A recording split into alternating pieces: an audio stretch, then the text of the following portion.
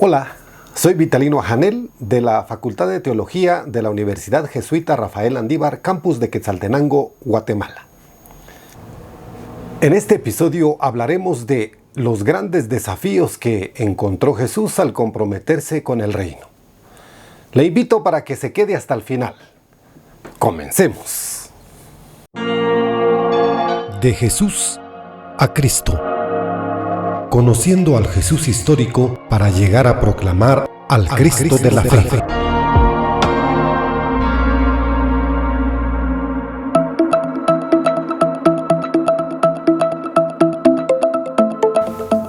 Álvaro Cadavid dice: lo que en última instancia está en juego en esta búsqueda de Jesús es la credibilidad misma de la fe cristiana. Asegurar que los evangelios son fieles a la tradición y que ésta es fiel en transmitir, iluminada por la claridad de Pascua, la verdad histórica del misterio revelado por la persona de Jesús y el impacto que él provocó entre sus contemporáneos. Uno de los grandes desafíos que enfrentó Jesús fue el celo del poder del Imperio Romano, que en los evangelios se deja ver relativamente poco, pero que es un contexto englobante, que todo lo condiciona y que debe tenerse muy en cuenta. El imperio proporcionaba una tranquilidad externa, pero estaba asentado en última instancia en un implacable poder militar. Este poder no solo era una superestructura política, sino que se reflejaba en la familia, que era de carácter patriarcal, jerárquica y piramidal, que era la estructura básica de aquella sociedad y el modelo de todo el orden social. Esto está muy presente en la vida de Jesús y en todo el Nuevo Testamento. También se reflejaba en las relaciones de patronazgo, de patrón-cliente, que en cascada organizaba toda la vida social. Un patrón tenía una serie de clientes a los que proporcionaba medios de subsistencia, ayudas, favores. Los clientes a su vez proporcionaban honor al patrón. Un patrón era más honorable cuantos más clientes tenía. Por su parte, los clientes pugnaban por serlo de un patrón muy honorable. El emperador era el patrón supremo. Los herodianos eran clientes del emperador, dependían de su apoyo y benevolencia, pero tenían a su vez sus propios clientes. Este poder era contrario a lo que Jesús enseñaba, pues él decía que el que quiera ser grande, que se haga servidor de ustedes, y el que quiera ser el primero, que se haga servidor de todos. Marcos 10, 43, 44. El reinado de Dios suponía la confrontación con los imperios que había oprimido con su poder al pueblo judío. Jesús anuncia el reinado de Dios al pueblo de todo Israel, que se debate en una situación crítica, y es un mensaje de resistencia y esperanza. El proyecto de Jesús no es fundar una institución propia, sino la renovación de Israel para que acoja el reino de Dios. Jesús también posee autoridad, una insólita autoridad que el pueblo percibe con asombro, que atrae y que las autoridades consideran un peligro e intentan desacreditarlo. Actúa por el poder de Belcebú, Mateo 12:24.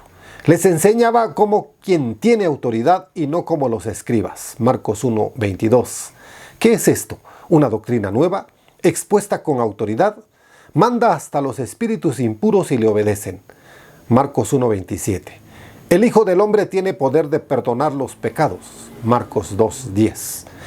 En el gesto del templo, esta autoridad se pone de manifiesto de manera insoportable para las autoridades sacerdotales que le piden cuentas.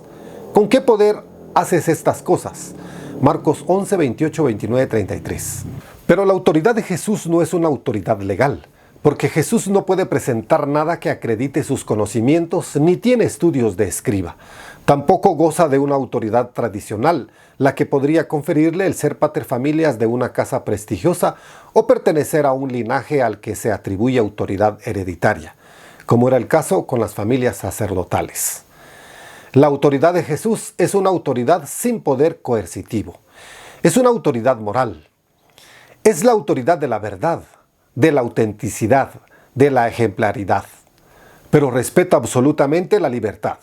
Más aún, rechaza el poder coercitivo que usa la fuerza como una tentación, como algo que le desvía de su camino. El poder fue la gran tentación de Jesús. Le tientan para que recurra al poder, con toda su dimensión histórica y coercitiva. La gente que le quiere hacer rey.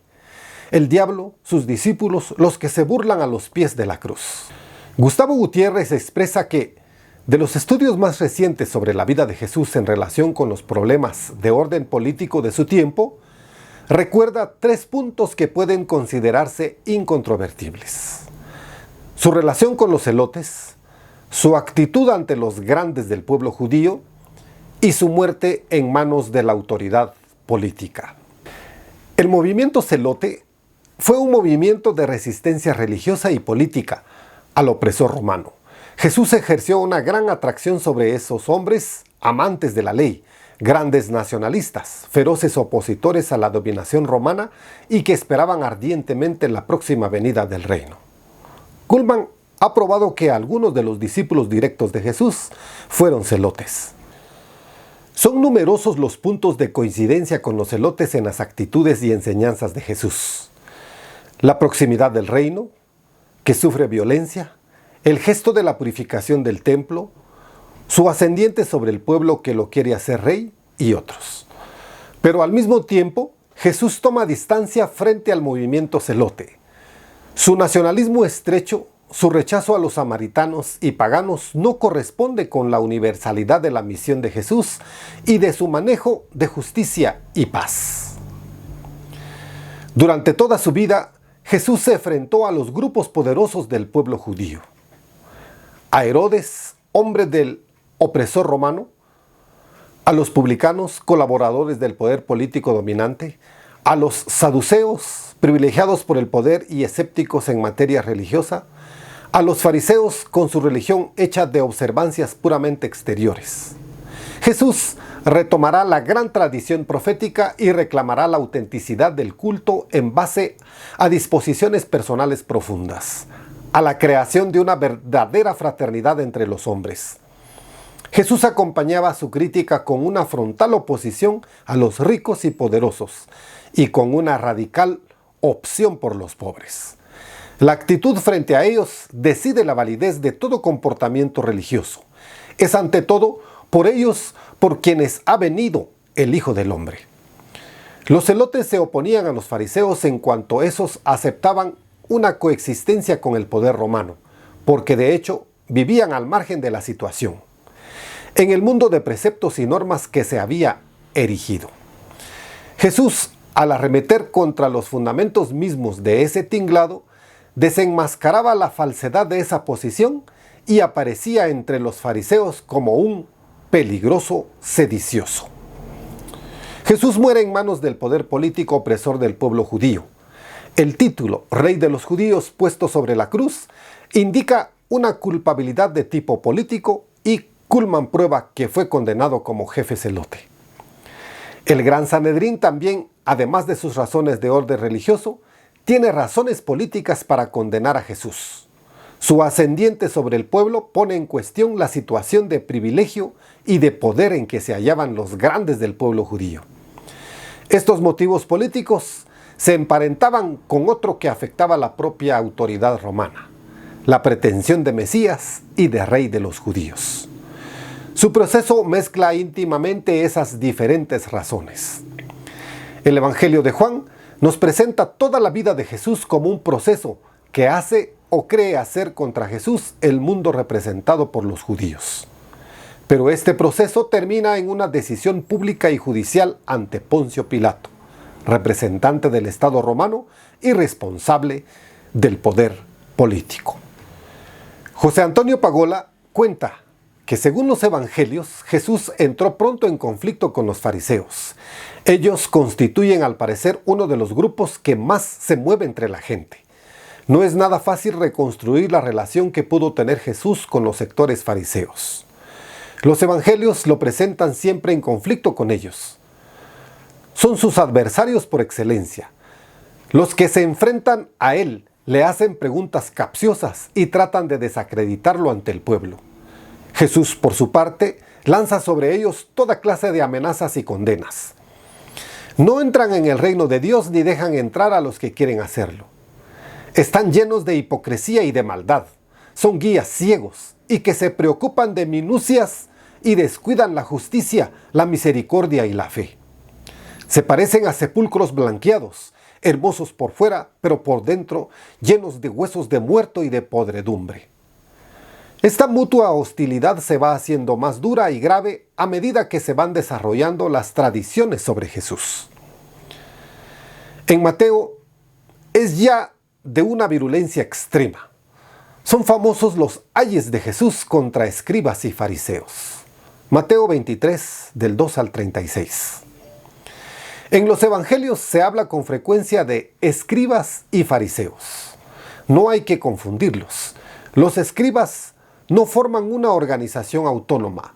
Son individuos que trabajan como copistas, redactan documentos legales, escriben cartas, llevan la contabilidad, educan a los jóvenes de las élites urbanas, garantizan la transmisión escrita de las tradiciones religiosas. Su vida y su trabajo dependen de las clases dirigentes. En tiempos de Jesús viven al servicio del templo o en el entorno de Antipas y las familias herodianas. En las aldeas podían ejercer tareas de administración al servicio de terratenientes. Algunos podían alcanzar cierto poder como consejeros.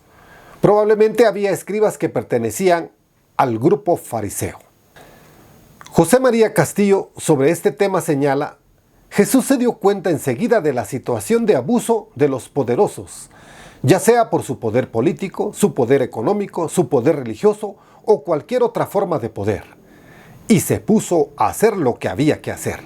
Es decir, no solo se puso de parte de los pobres, los enfermos, los despreciados por ser considerados como pecadores, y también de parte de las mujeres, que entonces, más que ahora, se veían constantemente maltratadas, sino que, además de todo eso, Jesús fue derechamente a las causas que provocaban aquel estado de cosas. Denunció con valentía y libertad los abusos del poder religioso y, por tanto, los abusos que con la ley en la mano se cometían en nombre de Dios. Y vino el enfrentamiento, hasta que el poder, en aquel caso, el poder de los dirigentes de la religión, los sacerdotes, acabó con Jesús y lo quitó de en medio.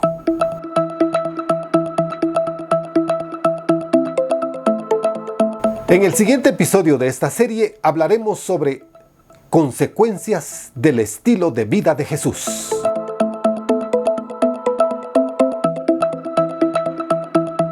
Muchas gracias por su atención.